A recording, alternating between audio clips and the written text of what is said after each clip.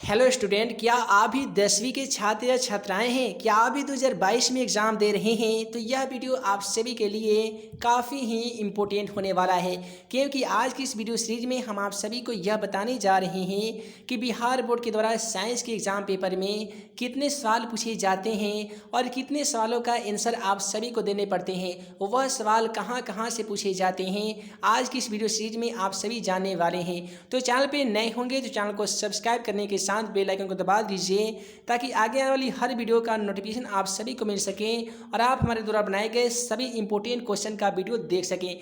तो सबसे पहले हम लोग बात करते हैं ऑब्जेक्टिव क्वेश्चन के बारे में। तो देखिए, मैट्रिक एग्जाम में सेक्शन ए में ऑब्जेक्टिव सवाल पूछे जाते हैं। जैसा कि आप सभी देख पा रहे हैं, यहाँ पे दिखाई दे रहा होगा कि प्रश्न संख्या 1 से लेकर 80 तक के वस्तुनिष्ठ प्रश्न दिए जाएंगे, जिनमें से केवल 40 प्रश्नों का ही उत्तर आप सभी को देना होगा।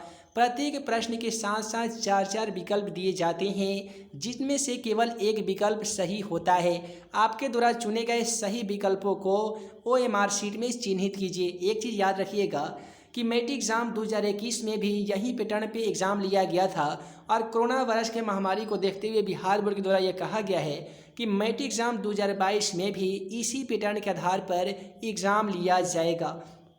तो जैसा कि आप सभी तो जान ही गए होंगे कि 1 से लेकर 80 तक के साइंस में ऑब्जेक्टिव सवाल पूछे जाएंगे, जिनमें से केवल आप सभी को 40 प्रश्नों का ही उत्तर OMR शीट में रंगना होगा। अब यहाँ पे बहुत सारे स्टूडेंट जो हैं वो कन्फ्यूजन में पड़ जाते हैं कि क्या 1 से लेकर 80 तक के सवालों में केवल 1 से लेकर 40 प्रश्नों का ही उत्तर देना है। अगर आप ऐसा सोच रहे हैं तो आप बिल्कुल गलत सोच रहे हैं। आपको 1 से लेकर 80 तक के सवालों में से कोई भी ऐसा सवाल है जिनमें से केवल आपको 40 सवाल को काउंट कर लेना है। कोई भी ऐसा सवाल है 40 काउंट करके उसका आंसर दे दीजिए। एग्जाम्पल के तौर पे मान लेते हैं पहला क्वेश्चन का अगर यह एक एग्ज़ाम का पेपर रहता तो पहला सवाल का आंसर मान लेते हैं अगर हमको नहीं मालूम है तो छोड़ देंगे। उसके बाद में अगर दूसरे क्वेश्चन का आंसर देखेंगे, दूसरा क्वेश्चन का आंसर मालूम है तो लिख देंगे, नहीं तो छोड़ देंगे। अगर उसका भी आंसर मालूम नहीं है तो हम आएंगे तीसरे नंबर क्वेश्चन पे। अगर इसका आंसर हमको मालूम है तो OMR शीट में चले जाएंगे और क्वेश्चन नंबर 3 के सामने इस प्रकार से ABCD करके इस प्रकार से ये 4 बॉक्स दिए जाते हैं। अगर आपको लगता है कि इसका B सही है तो B को रंग दीजिए, C लगता है तो C को रंग दीजिए। तो इस प्रकार से आप सभी को 40 ऑब्जेक्टिव क्वेश्चन का जवाब देना है। फ्रेंड्स, उम्मीद है आप सभी को एग्जाम का पैटर्न समझ में आ गया होगा कि ऑब्जेक्टिव सवाल 80 पूछे जाएंगे, जिनमें से केवल आप सभी को 40 ऑब्जेक्टिव क्वेश्चन का आंसर OMR शीट में रंगना होगा। आइए अब हम लोग सेक्शन B में देखते हैं। दोस्तों, सेक्शन B में सबसे पहले फिजिक्स से क्वेश्चन पूछे जाते हैं, यानी भौतिकी से क्वेश्चन पूछे जाते हैं। सबसे पहले हम लोग बात करेंगे शॉर्ट आंसर टाइप क्वेश्चन के बारे में, यानी लघुत्तरीय प्रश्नों के बारे में। दोस्तों, जैसा कि दिखाई दे रहा होगा कि प्रश्न संख्या 1 से लेकर 8 तक के लघुत्तरीय प्रश्न दिए जाएंगे, जिनमें से केवल 4 प्रश्नों का ही उत्तर देना है। प्रत्येक प्रश्न के लिए 2 अंक निर्धारित किया जाएगा। यानी कुल मिलाकर बात ये कहा जा रहा है कि प्रश्न संख्या 1 से लेकर 8 तक के सवाल पूछे जाएंगे 2 नंबर वाला। ठीक है, कि इसमें से तो केवल फिजिक्स से, और इसमें से आपको केवल 4 प्रश्नों का उत्तर देना है, और चारों प्रश्न के लिए आपको प्रत्येक क्वेश्चन के लिए 2-2 अंक निर्धारित किया जाएगा। यानी 4 क्वेश्चन का आंसर आपको दे देते हैं तो 4 दूनी पूरे 8 नंबर आप सभी को मिल जाएंगे। अब यहाँ पे देख लेते हैं, मान लेते हैं हम क्वेश्चन नंबर 1 को सॉल्व कर रहे हैं। इसका सोल्यूशन अगर हमको नहीं आता है, अगर क्वेश्चन नंबर 2 का भी नहीं आता है, क्वेश्चन नंबर 3 का आता है, तो क्वेश्चन नंबर 3 का दे देंगे, फिर 4 का दे देंगे, 5 का दे देंगे। तो 3 क्वेश्चन का सोल्यूशन हम कर चुके हैं। उसके बाद में केवल 1 प्रश्न का और उत्तर दे देना है। 4 प्रश्नों को हमको उसी तरीके से ब्लैंक खाली छोड़ देना है। उसके बाद में फिजिक्स में जो सब्जेक्टिव क्वेश्चन पूछे जाते हैं, लॉन्ग टाइप आंसर क्वेश्चन, जिसको हम लोग दीर्घोत्तरीय प्रश्न कहते हैं। तो जैसा कि दिखाई दे रहा होगा कि प्रश्न संख्या 9 और 10 दीर्घोत्तरीय प्रश्न हैं। इनमें से केवल 1 प्रश्न का ही उत्तर देना है। प्रत्येक प्रश्न के लिए 6 अंक निर्धारित है। अब यहाँ पे फिजिक्स से जो दीर्घोत्तरीय सवाल पूछे जाते हैं वो 2 पूछे जाते हैं। वह क्वेश्चन कई बार न्यूमेरिकल भी रहता है और कई बार उसका सॉल्यूशन या सिद्धांत दे दिया जाता है। जैसे निकट दृष्टि दोष क्या है, अब दोष क्या है, ये 2 नंबर वाला क्वेश्चन है। फिर इसमें कारण भी पूछ लिया गया है, इसका निवारण किस विधि द्वारा किया जाएगा ये भी पूछ लिया गया है, वो भी सचित्र वर्णन के साथ पूछा गया है। तो ऐसे सवाल मैट्रिक एग्जाम में 6 नंबर में पूछे जाते हैं। तो याद रहे, ये फिजिक्स के क्वेश्चन में आपको 2 सब्जेक्टिव सवाल मिलेंगे जो 6 नंबर वाला होंगे, जिनमें से केवल 1 प्रश्न का ही उत्तर आप सभी को आंसर टाइप क्वेश्चन में लिखना होगा। उसके बाद में हम लोग बात करते हैं केमिस्ट्री यानी रसायन शास्त्र के बारे में।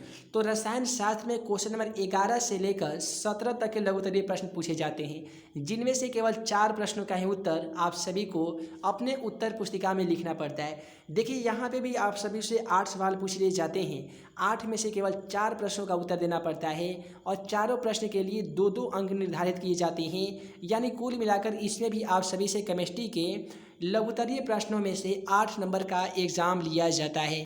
तो उम्मीद है आप सभी इसका भी सॉल्यूशन समझ गए होंगे। देखिए अब यहाँ पे क्वेश्चन पूछ लिया गया है कि विस्थापन एवं द्विविस्थापन अभिक्रिया में क्या अंतर है, इन अभिक्रिया के समीकरण लिखिए। मान लेते हैं कि यह क्वेश्चन आप सभी को अगर नहीं आ रहा है तो यहाँ पे क्वेश्चन 12 में देख लीजिए, निम्नलिखित अभिक्रिया के लिए संतुलित रासायनिक समीकरण लिखिए। अब यहाँ पे 2-2 अभिक्रिया दिया गया है, अगर आपको इसका समीकरण बनाना आता है तो समीकरण बना लीजिए और संतुलित कर दीजिए।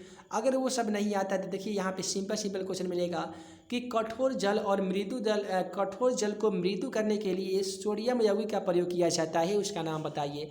या इनोडीकरण क्या है, जिंक को आयरन सल्फेट के विलयन में डालते हैं, ऐसा क्यों डालते हैं। ठीक है, तो इस प्रकार से यहाँ पे काफ़ी सिंपल सवाल मिल जाएंगे। अब एक चीज़ और समझ लीजिए, बहुत सारे स्टूडेंट 2021 में क्या किए थे कि जिनको 1 से लेकर 8 तक के सवाल दिए जाते थे, जिनमें से केवल 4 प्रश्न का उत्तर देना पड़ता था, तो बहुत सारे स्टूडेंट 1 से लेकर 8 तक के सवाल देखते ही नहीं थे, 1 से लेकर 4 तक के सवालों का जवाब दे देते थे और 4 सवाल छोड़ देते थे। फ्रेंड्स याद रखिएगा, हमेशा जो आखिरी सवाल होता है वो बहुत ही सिंपल दिया जाता है, इसलिए आपको घबराने की कोई ज़रूरत नहीं है।